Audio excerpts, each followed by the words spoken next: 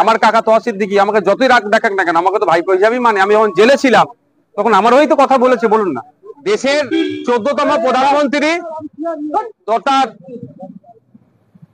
Doctor Manmohan Singh স্যারের তার স্মৃতিতে আজকে এখানে চর্চা হচ্ছে, আলোচনা হচ্ছে।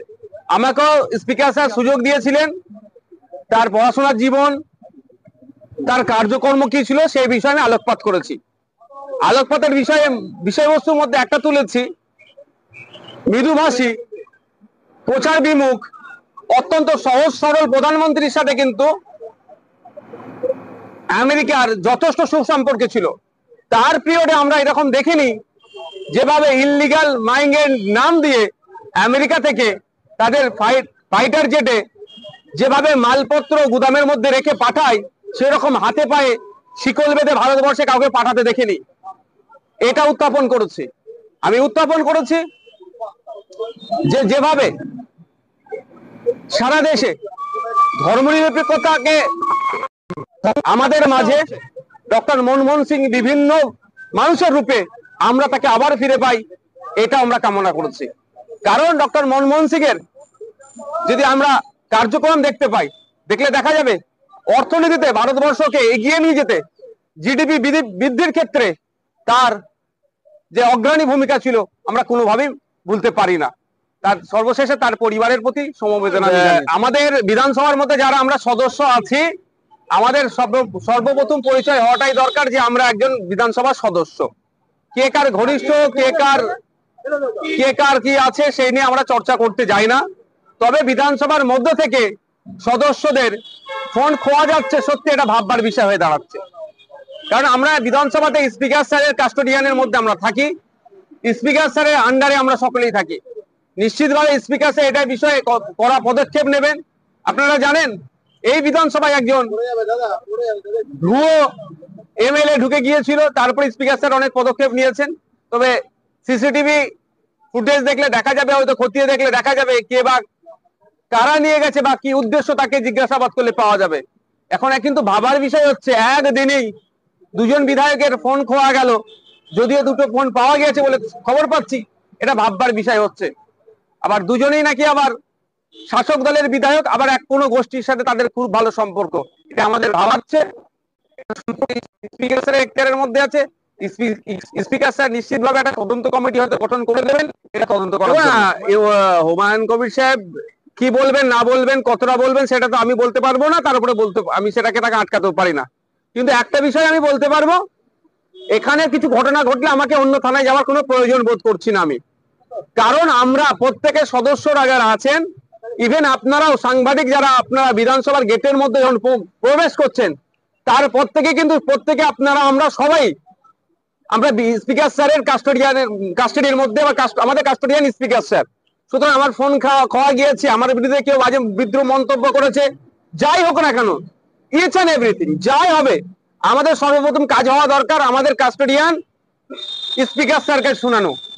আমার সাথে যখন কোনো ঘটনা ঘটে কিন্তু আমি স্পিকার স্যারকেই রিপোর্ট করি, স্পিকার স্যার সেগুলোকে কিভাবে তদন্ত করবেন সেটা তার এখতিয়ারের মধ্যে পড়ছে।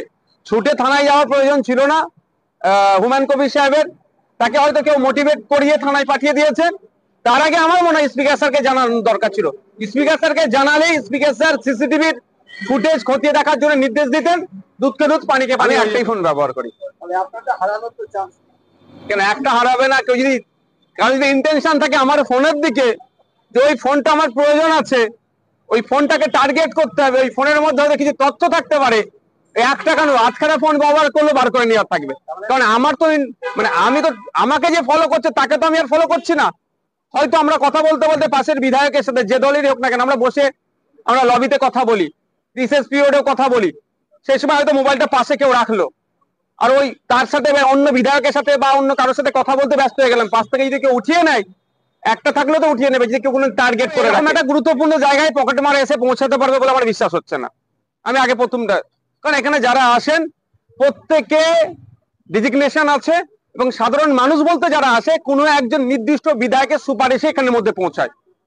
স্বাভাবিকভাবে বিধায়ক স্যার যাকে এর মধ্যে যাবার জন্য অ্যালাউ করছেন, তার সাথে সে তার বিধায়ক স্যারের যথেষ্ট ঘনিষ্ঠ হলেই বা পার্টির ঘনিষ্ঠ না ছাড়া তাছাড়া এখানে হতে পারে না।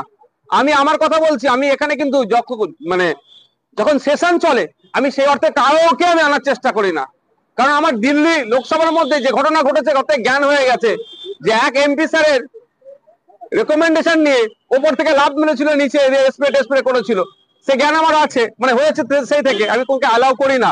এমনি সময় কমিটি মিটিং এর সময় প্রয়োজনে তাদেরকে ভেতরে নিয়ে যায়, ভেতরে ঘোরায়, ছবি টবি অনেকে তোলার চেষ্টা করে, সেটা তোলে। আমি মনে করছি এটা হয়তো উদ্দেশ্য পরিণত ভাবে হয়েছে। এবার আমার কথাটা সত্যতা কতটা কি আছে বা আমার থিঙ্কিংটা, আমার চিন্তা ভাবনা ভুলও প্রমাণিত হতে পারে, সিসিটিভি ফুটেজ দেখলেই সত্যতা। অনেক পূর্বেই আইপ্যাক ফাইপ্যাক বলে দেখে দিয়েছেন, তার সুরে যারা সুর মিলাবেন তাদেরকে তিনি সাপোর্ট করবেন। তিনি আইপ্যাককে এই মুহূর্তে সহ্য করতে আর পারছেন না হয়তো, কারণ আইপ্যাক আমরা শুনেছিলাম অভিষেক ব্যানার্জির খুব কে, তো অভিষেক ব্যানার্জির আইপ্যাককে তিনি এখন হয়তো সহ্য করতে পারছেন না। ভাইপো হয় তাকে সহ্য করবে না? আমার কাকা তোয়া সিদ্দিকী আমাকে যতই রাগ দেখাক না কেন, আমাকে তো ভাইপো হিসাবেই মানে। আমি যখন জেলে ছিলাম তখন আমার হয়তো কথা বলেছে, বলুন না। কিন্তু এই অভিষেক ব্যানার্জির মডেলকে তিনি সরিয়ে দিতে চাইছেন, সহ্য করতে পারছেন না, তাহলে অভিষেক ব্যানার্জিকে কি করে সহ্য করবেন? দেখুন আইপ্যাকের উপরে তার কি রাগ আছে না আছে, আইপ্যাকটা তিনি কতটা কি মনে করছেন না করছেন, কারণ 2011 সালে যখন তিনি ক্ষমতায় এসেছিলেন তখন সত্যি আইপ্যাকের এই ধরনের কিছু ছিল না। জনসংযোগের মাধ্যমে মানুষের আস্থা নিয়ে মানুষকে ভুয়ো প্রতিশ্রুতি দিয়ে চলে এসেছিলেন। আমার একটা প্রশ্ন আছে, সেটা হলো আজ থেকে আন্দোলন, যারা চাকরি প্রার্থীরা তারা আন্দোলন করছে, রাস্তাতে চপ বাজছে, রাস্তাতে তারা মুড়ি বিক্রি করছেন, করে এইভাবে তারা আন্দোলন করছে, মানে আমাদের এখানে চপ শিল্পটা কি আসল কর্মসংস্থান? কোন চাকরি প্রার্থী? মাদ্রাসা চাকরি প্রার্থী, এসএলএসটি, কোন চাকরি প্রার্থীরা করছে একটু বলুন, তারপর আমি আরো ক্লিয়ার দেবো।